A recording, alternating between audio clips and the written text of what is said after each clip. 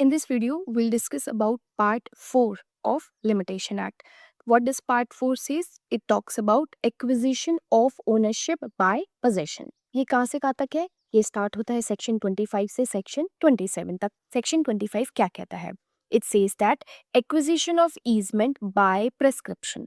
It says that जहाँ पर भी access and use of किसका use? लाइट का या फिर एयर का use टू एंड फॉर कोई भी बिल्डिंग पीसफुली एंजॉय किया जा रहा है. कैसे? एज एन ईजमेंट एंजॉय किया जा रहा है, वो भी बिना इंटरप्शन के.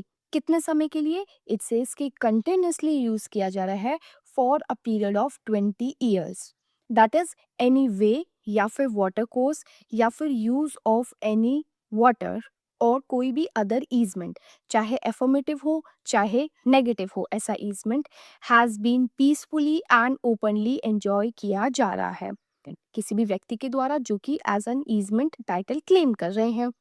देन कैसे बोल रहे हैं? That without interruption that is also for a period of 20 years. तो द राइट टू ऐसा एक्सेस या फिर यूज ऑफ लाइट या फिर यूज ऑफ एयर या फिर वे, वाटर कोर्स और यूज ऑफ वाटर या फिर कोई भी अदर ईजमेंट, ये सब एब्सोल्यूट एंड इंडिफिजिबल होगा as per section 25 subsection 1. Second says कि बिफोर इंस्टीट्यूशन ऑफ सूट. कौन सा सूट? ऐसा सूट जहाँ पे ये जो राइट है इसको एब्सोल्यूट एंड इंडिफिजिबल डिक्लेयर कराया जा रहा है, वो जब इंस्टीट्यूट हो रहा है तो उसके 2 साल पहले ही क्या हो जाना चाहिए? ऐसा जो कंटिन्यूस पीरियड है यूज करने का 20 साल तक, वो खत्म हो जाना चाहिए as per subsection 2. Further 3 says कि अगर जो प्रॉपर्टी है दैट इज किसको बिलोंग कर रही है? प्रॉपर्टी ओवर विच जिसके ऊपर आप राइट क्लेम कर रहे हैं, अगर वो गवर्नमेंट को बिलोंग कर रही है तो 20 ईयर्स की जगह 30 ईयर्स पढ़ा जाएगा. Further the explanation says that nothing is an interruption. ऐसा कुछ भी नहीं है जो कि इंटरप्शन के अंदर इंक्लूड किया जाएगा अनलेस. पहला क्या कहता है? पहला कहता है कि एक्चुअल डिसकंटिन्यूंस होना चाहिए पोजेशन, या तो यूज करने में या फिर उसके एंजॉयमेंट में. एंड ऐसा जो ऑब्स्ट्रक्शन है वो किसके द्वारा किया गया है? ऐसे व्यक्ति के द्वारा जो कि क्लेमेंट नहीं है, that is other than the Clement. Further क्या कह रहा है कि अगर ये जो डिसकंटिनेंस है ये आपके नोटिस में आ गई, दैट टू 1 साल से ये हो रहा है एंड ये आपके नोटिस में आ गई एंड आपने उसके अगेंस्ट में कुछ भी नहीं किया, तो ऐसा माना जाएगा कि आपने क्या कर दिया है? एक तरह से मान सकते हैं कि पैसिव कंसेंट दे दिया है, दैट इज आपने हाँ भर दी है. This is what it means. Next section 26 जो कि बात कर रहा है that is exclusion in favour of reversional of servient tenement. It says that जिधर किसी भी लैंड या फिर किसी भी लेटर, सॉरी किसी भी वाटर के अपॉन या फिर ओवर या फिर फ्रॉम क्या किया जा रहा है? ईजमेंट जो है एंजॉय किया जा रहा है या फिर ड्राइव किया गया है.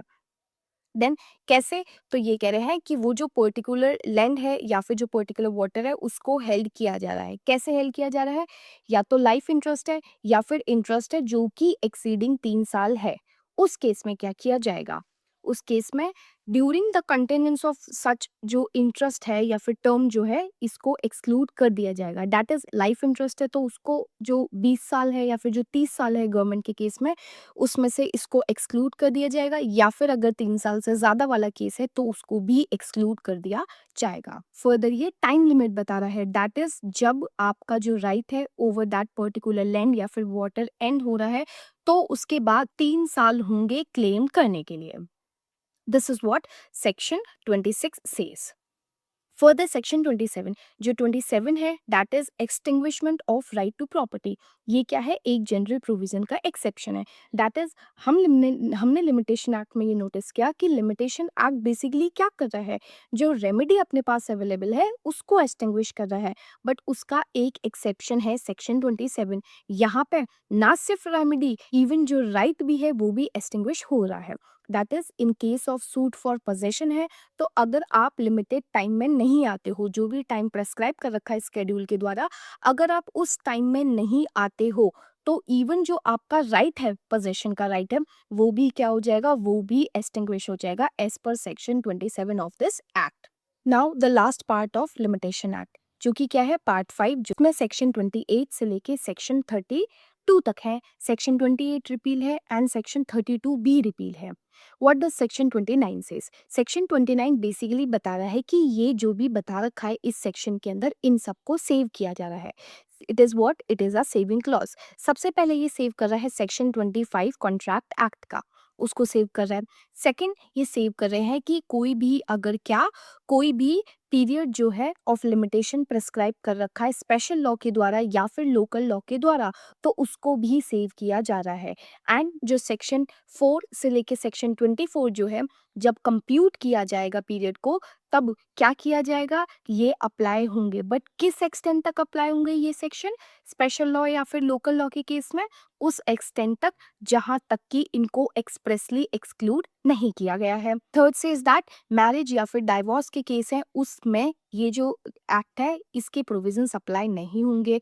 एंड लास्टली इट सेज कि जो सेक्शन 25 है जो एक्विजिशन से रिगार्डिंग अपन ने पढ़ा था, एंड जो सेक्शन 26 है जो रिवर्सनल वाला सेक्शन है, ये दोनों ही एंड जो डेफिनेशन है ईजमेंट का सेक्शन 2 के अंदर, वो अप्लाई नहीं होंगे उन टेरिटरीज के ऊपर जहां पे इंडियन ईजमेंट एक्ट जो है 1882 का वो अप्लाई हो रहा है। This is what the last subsection says. Further जो सेक्शन 30 है वो देता है रेट्रोस्पेक्टिव इफेक्ट इस पर्टिकुलर एक्ट को। क्या करता है? रेट्रोस्पेक्टिव इफेक्ट देता है। देन कम्स द सेक्शन 31, ये बात करता है बार्ड और पेंडिंग सूट्स की बात करता है।